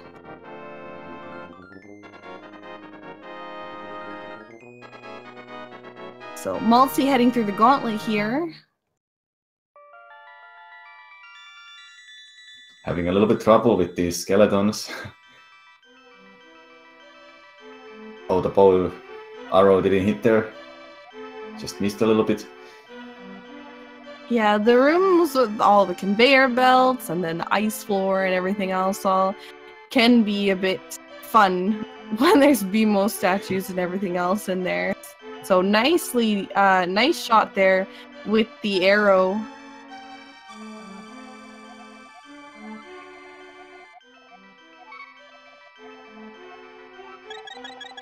So he's going to use the fire rod here. 2 hits on each of the Lammo with fire rod, and that'll defeat them. Unfortunately, he missed a couple times, so he's not going to be able to continue to use the fire rod too much because he does need the fire rod for later in the dungeon. There's a lamp room, as well as potentially using it for the Samaria strats in the wizard room coming up. Yeah, you don't want to run out of magic in the end of the Cannon's Tower, because there's no magic drops anywhere, really.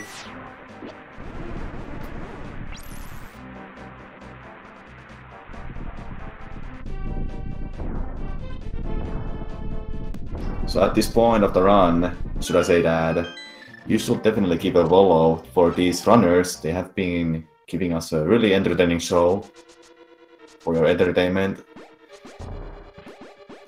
Yeah, absolutely. And some serious dedication to not giving up, I have to say, for Chrouya. Now on to Misery Mire. Even after the Ice Palace issues that he was having, still going through and completing, I have to say that it just shows dedication to the game and to the speed run. So indeed, like most of the runners were not probably forfeited at this point, but he's not the one of those runners. He wants to keep going and finish the race. So MaltZi is actually going to be heading into the Moldorm 2 fight here. And going to be pulling out the hook shot. So this one with Tempered Sword, basically all he's going to do is slash and then spin. And then, unfortunately missed the tail there that time, and that time. And that time. Oh, I mean, he dropped. Falling. Ooh, that's, you know what, but it's still okay, because again, this Moldorm fight is a lot quicker than the other one. Just needs a spin and a slash. Oh, unfortunately got poked there, so he's gonna have to No, this He's a is little more bit of careful, his. but he got it. Perfect. Well done.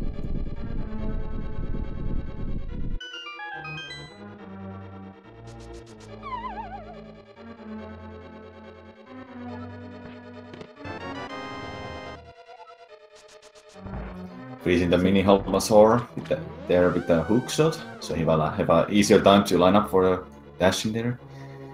Yep, and here we go into the Aghanim 2 fight. So there's going to be 3 Aghanims. Obviously going to hit the balls back to the main guy here, and very nicely done. I think he got all 3 of them. I think that only 2 of them might have counted, but he definitely did get all 3 hits there. Oh, there we go. Actually, all 3. 3, 2, 1, it seemed like. Yep. Very, very nice Ega 2 fight. And now it's time for the big pick.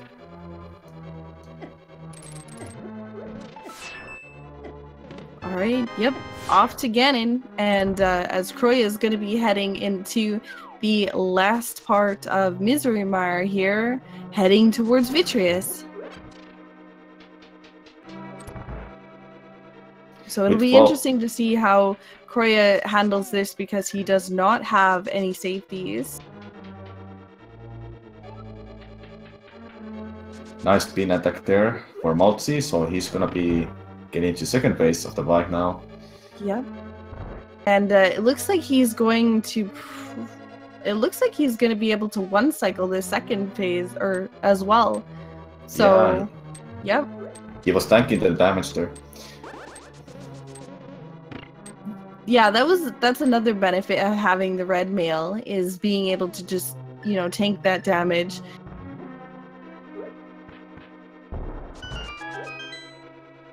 So now we're going to be moving on to the final phase here. So we're going to be trying to get torch glitch. So that's basically, we're going to want to make sure that this torch, the torch on the right doesn't go out. And as long as it doesn't, then it'll never go out for the rest of the fight here. So just spam the lamp on it while right before it's about to go out, or right before the one on the left is about to go out. Oh, he has to be careful when he's next to the cannon and Fire Bat hits him. It may drop him down. I believe it's 12 hits with a temperate score. Yeah, it's 12 hits. And very nice Vitreous fight from Chrouya. So we're about halfway done the Ganon fight. Well, moreover, over halfway done the Ganon fight. Just a couple more hits. I'm guessing 2 more hits. He's running out of magic. He has to be careful with. Notice that too. Oh, 1 more. Very, very, very nicely done by MaltZi.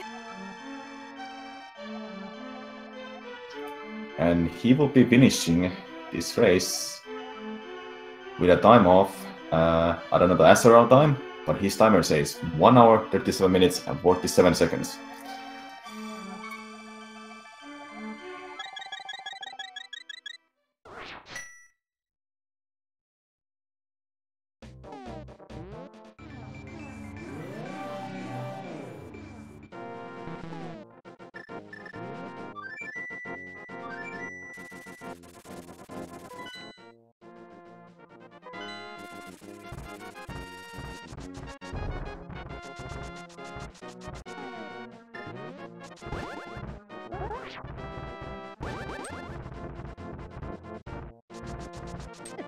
Let's see, he's marching up for an interview.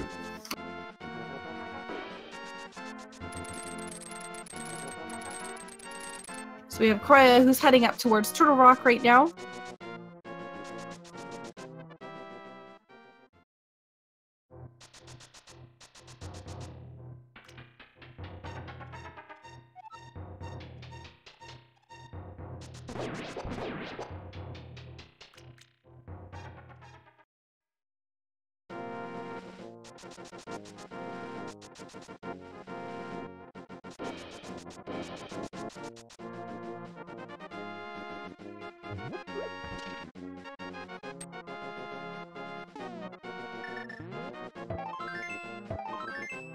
So MaltZi will be heading in here for just a moment for his interview. He's just grabbing some water.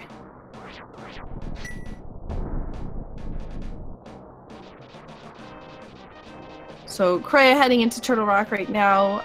Unfortunately, Chrouya took a few deaths early on in the run, and I feel like the Ice Palace was really the turning point there. Yeah, it indeed was, and also skipping all the safeties probably made a huge difference as well.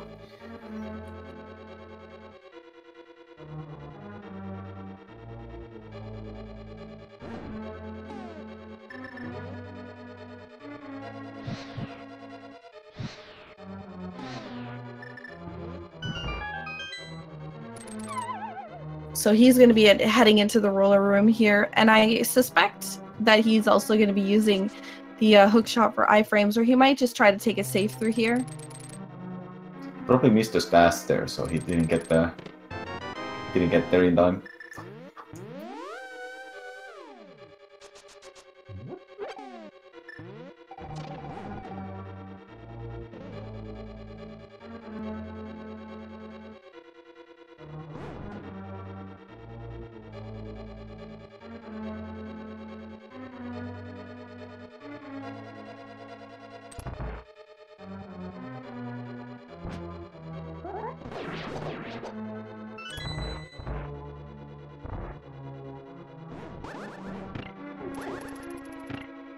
Oh, taking the damage from the chain jump there. Didn't get the iframes in time.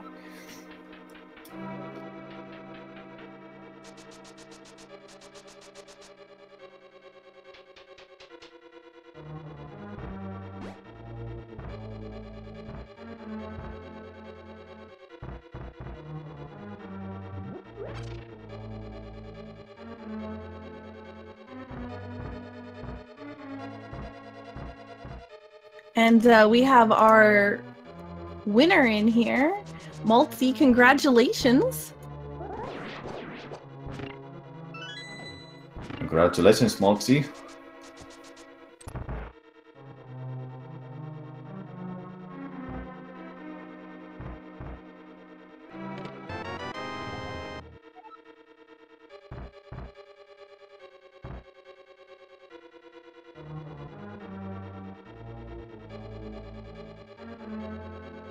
And so we have Chrouya, who picked up the big key here. MaltZi will be back in just a second.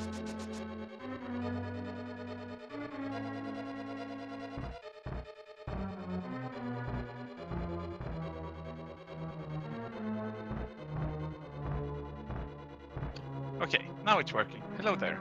There you go. GG, MaltZi. Hello. GG. GG. Thanks. So how are you feeling about that race? Oh, I'm quite happy. I was quite afraid of it was going to happen to me the same that happened to Chrouya there, dying on cold stare all the time.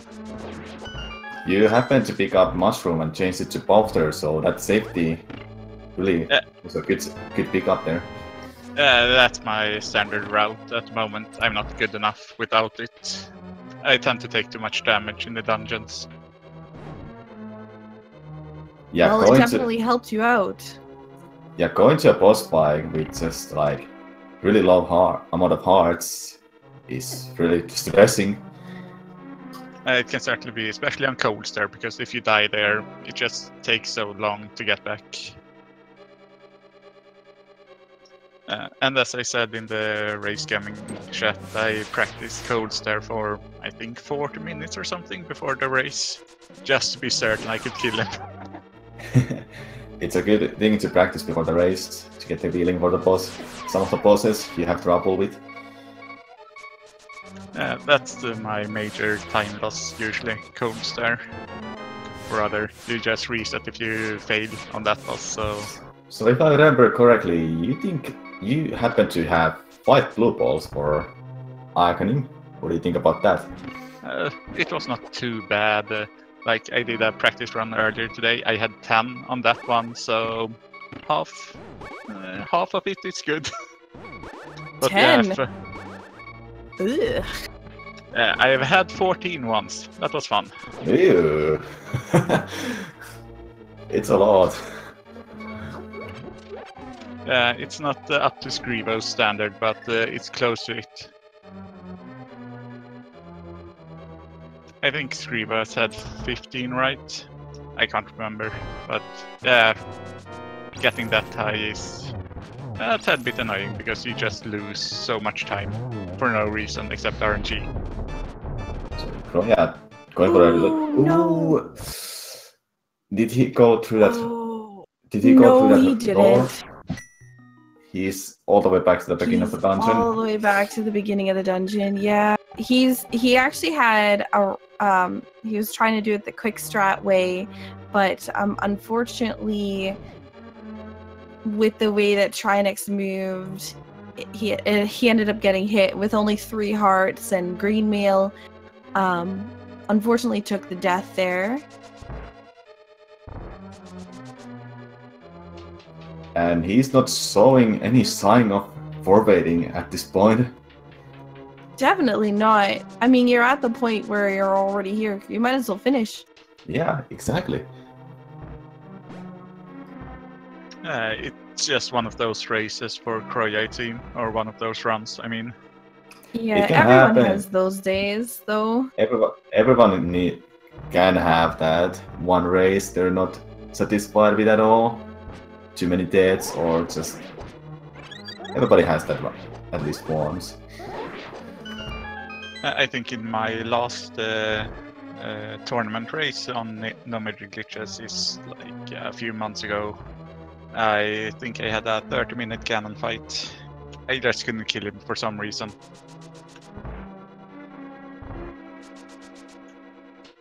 But yeah, it was a good race. Unfortunate that Chrouya had so much troubles. I do think it could have been a really close race otherwise. Oh yeah, your PBs are actually really close together too. Interestingly enough, I was looking at that before the race. You guys are just over a minute apart. Yeah, you having a little bit over a minute better time than Chrouya. Chrouya have been doing mostly just randomizers, from what I heard. Yeah, Chrouya started off doing randomizers and then moved over to NMG. I did the opposite. I did a lot of NMG first, and then I dabbled in randomizers in the past few months. Yeah, that's got to be interesting. How does playing that versus this affect when you're playing the when you're playing NMG? Do you ever feel kind of obligated to open more chests just out of habit? It can happen for certain if I don't think it's a No Magic Glitches run. For instance, I did a weekly that's some time ago. I had played a lot of randomizer just before that, and then in the weekly No Magic Glitches race, I started opening chests everywhere. Yeah. Just losing time. And you were probably thinking, no, but why is this not random? Yeah, almost. Like, that can happen with an habit. Whatever you're playing vanilla game, then switch into randomizer backwards. And speaking of that, some people start with randomizers like Chrouya, so he was actually going to Catfish first, after Pyramid. After Arcanum Bike. Oh, yeah, let's see. Probably one of the habits from our randomizers, and he just finished Trinex fight. That was a good second fight for him. I agree. Yep. So the ice or Trinex moved away, so the ice shot as well, but still a pretty good fight. So he's going to be heading over to Ganon's Tower next.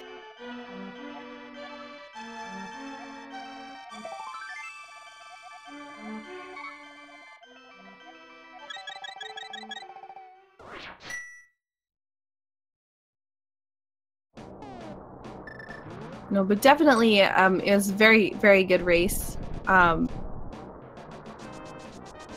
It was interesting at the beginning, you were a little bit behind, and then you kind of overtook Chrouya at Landmo. Landmo 1. Yeah, I had a pretty solid Landmo there. I felt... I can't remember how many I hit on the cycles, but it felt like I did it in a 4 cycle, maybe 5, early 5 maybe. I think it might have been 4. It feels like it was that. Because you happen to have a lead after Landmolan fight. Chrouya entering it first. Yeah, and then I took a pretty big swim there. That was close. Like I missed the whirlpool and I had to take a lap in the ocean there.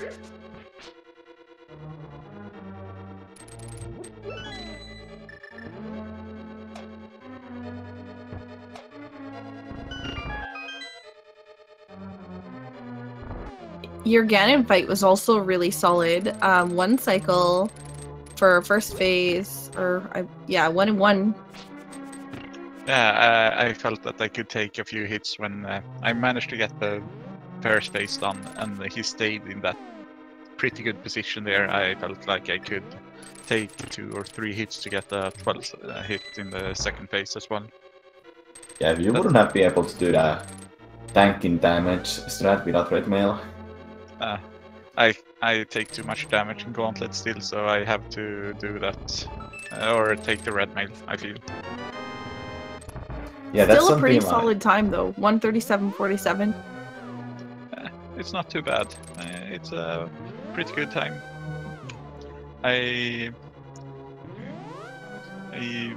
When I started running, I was over 2 hours, so it's not too bad. Now I've worked my way down. Well, that's a lot better than me, because when I started running, I think I was at like 2:45. So. Well, I gotta say, when I started running this game, I was playing a European version of the game.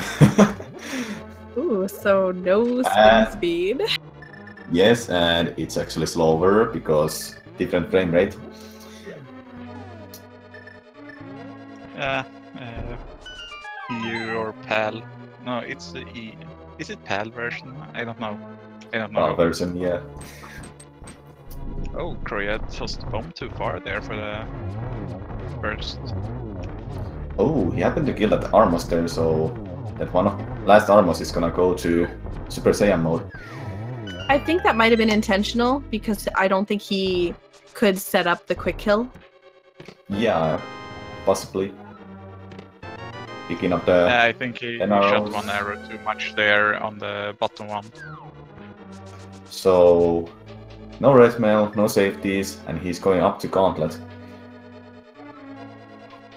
There's one room he can visit quickly to refill his magic, but he has a magic already, so he may not go there, or other than a ferry.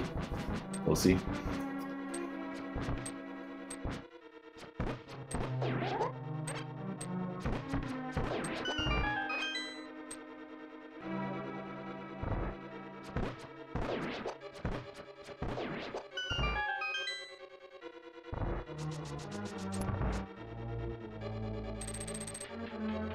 That has to be the easiest setup for key dash. Just start dashing when you enter the room. Yeah, that's the nicest room, I find, at least. A lot of the times, like if you're nudged up against a chest or a torch or something, then you're pretty solidly gonna get the key dash. With, of course, the room right before Helmosaur, it's random on whether or not you're gonna get it. Depending upon how far you are. And speaking of those setups, Desert Palace has one, the other dungeon had one, and I forgot its name. But those setups exist. Oh yeah, Thieves Town has a 1 key dash there. Yeah.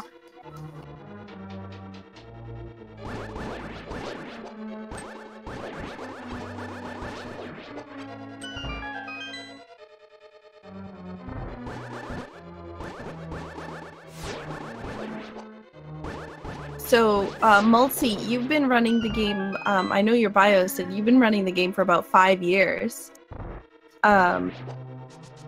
have you generally been sticking to playing this one, or I know that you said that you might have tried playing some other speedruns, but Yeah, I started doing this game in 2013, I think it was, after I was watching Mike the V play this, and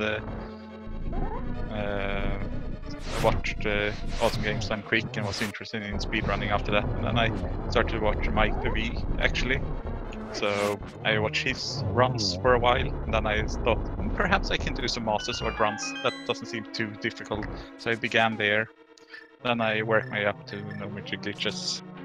And then a few years after that, I tried the Golden Challenge, the 12-hour challenge of learning a new game. And I tried a few games, but nothing has really caught me the same way this game has done. yeah, you know, although it can be tough sometimes, I have to say that it's definitely one of my favorite games, hands down. And you really have to enjoy the games that you're gonna speedrun. So it's nice that this game is so enjoyable. That is certainly true.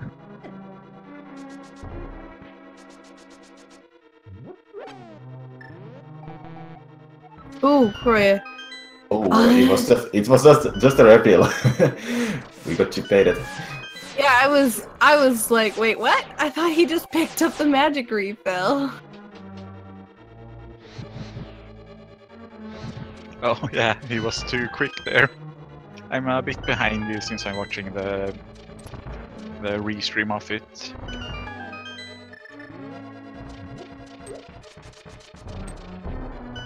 Using the bonks there in order to get invincibility frames. I expect that we'll see him pick up the magic here, pull out the hook shot, and now we're heading into the Moldorm 2 fight here. So again, just one slash and one spin, or 3 pokes, or 2 pokes and a spin. Well, something. Moldorm being fall Moldorm. down. Oh, Moldorm being Moldorm. Did you happen to watch Chrouya at all, MaltZi? I had the restream up a bit in between on my second monitor while I played. It's actually funny. You both had the sync drop in Moldorm, and sync drop in a pump jump. Like, Yeah. what are the odds for that? That's quite unlikely, certainly. I thought I was behind after Hera, since I did so many bad things. yeah, it was funny because you guys literally did the bomb jump and you both missed it, so you both went down to the bottom floor.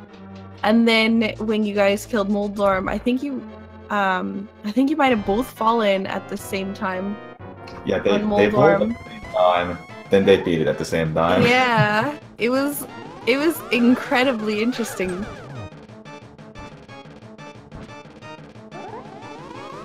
I think I will have to go and watch that because that seems. I recommend to watch. I recommend to watch the whole run. It was actually really interesting. Egging him and giving a little bit of messy patterns here. That was a nice pattern. Unfortunately, Chrouya didn't get the 2 hits off, but I believe gets one there. That's 2 hits. Might have been. There we go. Perfect.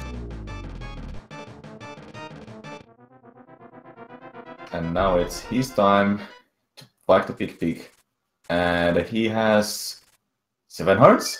So Cannon Hawk is gonna be a big hawk. Yeah, he's gonna have to be careful because again, no safeties, got no potions, no fairies, no nothing. He might opt to go down and grab the fairy from the tree, or he's just gonna go right in.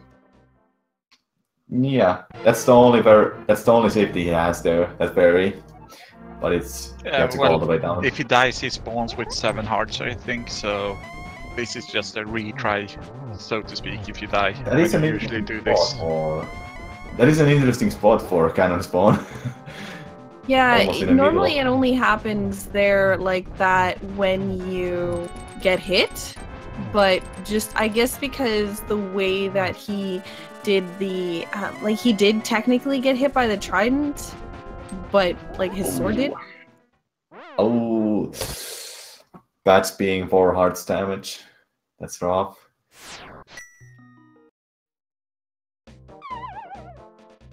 And he's right back in. He respawned with 8 hearts.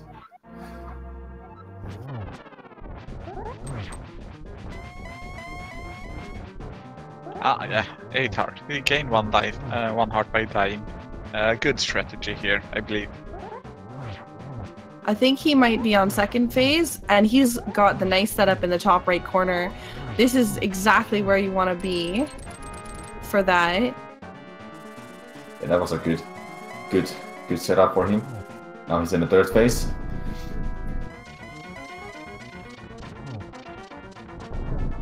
So 1 hit for every time like for each side of the room to drop the tiles. So 4 hits altogether needed. And he's got the last hit on. That was perfect luck. So he's going to want to get the torch glitch here. And he does. Nicely done. Nicely done. 12 tempered for spins, and that's the fight. Misses that one, unfortunately.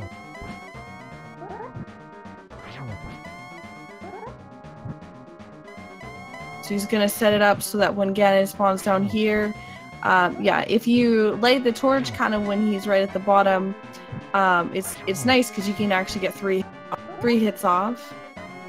Oh, he whiffed 1 shot there by accident. He's done enough spins that he doesn't really need to worry about his magic consumption. He's only got a couple more hits needed here. Yeah, the fight has been going well, so he should be killing it there. And there we go. Ganon's defeated. So GG to Chrouya for finishing this. GG's to Chrouya, and he never gave up, guys. That is awesome to see.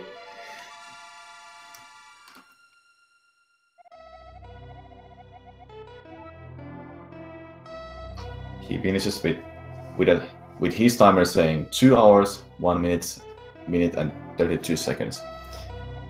Yeah, and he's finished with an official SRTV time of 2 hours, 1 minute, and 34 seconds.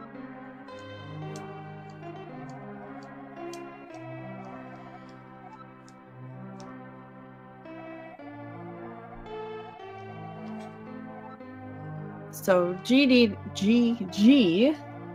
to both the runners. They've both done a fantastic job today. Chrouya having a bit of misfortune in Ice Palace and in Ice Palace and a couple of the other dungeons here, but still shows that determination and persistence, and it pays off. Hello, Chrouya. Hello, Chrouya. GG's. I think he's having the same issue I had, that he has to enable or set in a push to talk key, because I didn't have that before.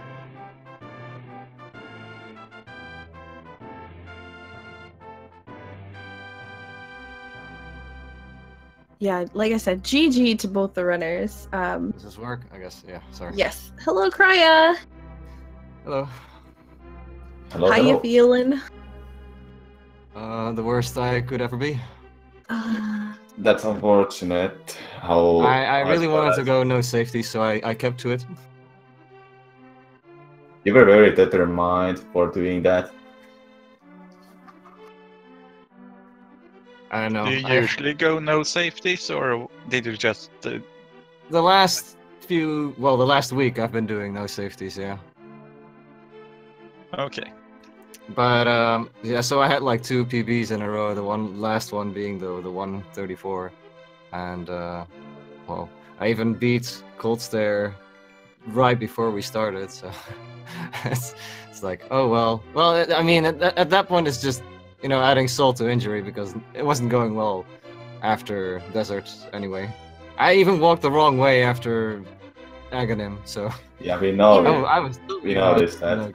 minutes. Well, interestingly enough, when you guys were at Moldorm, both of you guys had the same problems. When you went into Tower of Hera, you both missed the bomb jump and fell down the floors. You then both and this was exactly synced. You both fell at the same times, and then when you went up the stairs, both went to Moldorm. Then you both, I believe, fell to Moldorm at the same time. That indeed happened. And then on top of that, got the kill on Moldorm at the exact same time. So, and I think at that point it was still okay, but I feel like kind of the turning point when you defeated Aghanim and then went north was kind of when things started to go a little bit downhill. Yeah, okay, so I'm glad I could show something or some challenge, I guess. I don't know. I have no words. Everyone has those runs though. Like it's inevitable in speedrunning. So honestly, I have to say, like, I'm really impressed with the fact that you actually finished it. Because a lot of people would have forfeited or stopped running just because of just the misfortune. But you know, I have to say GG for finishing, because it was really, really inspiring. Yeah, I agree on that. Like what Sakura said, not giving up, you finish it, and that's just impressive to see. Well, I did get a gold split on Ezreal, so there's that. I can take that for next run. Yeah, exactly. And not giving up after the second coaster, that's impressive, I do say. Since Well, after the fourth one, I was pretty much on the verge of. But you got your revenge. Cold Stare did go down. I don't know if you were aware, but there was a fairy room that you could go to right before. Oh, yeah. Okay. I was just very much against going any safeties at that point. I just wanted to show that I could do it. Really determined runner there, guys.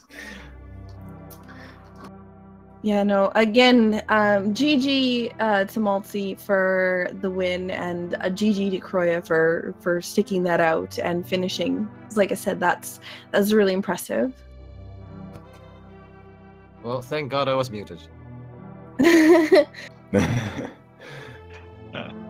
Thanks for the race, Chrouya. Yeah, sorry I couldn't make it more of a challenge, considering I actually didn't even know our PBs were actually that close. I was a bit. What was the word I was going to go for? I was really looking forward to it since our PBs were that close, but then things happened in the race, unfortunately. But another time. Perhaps.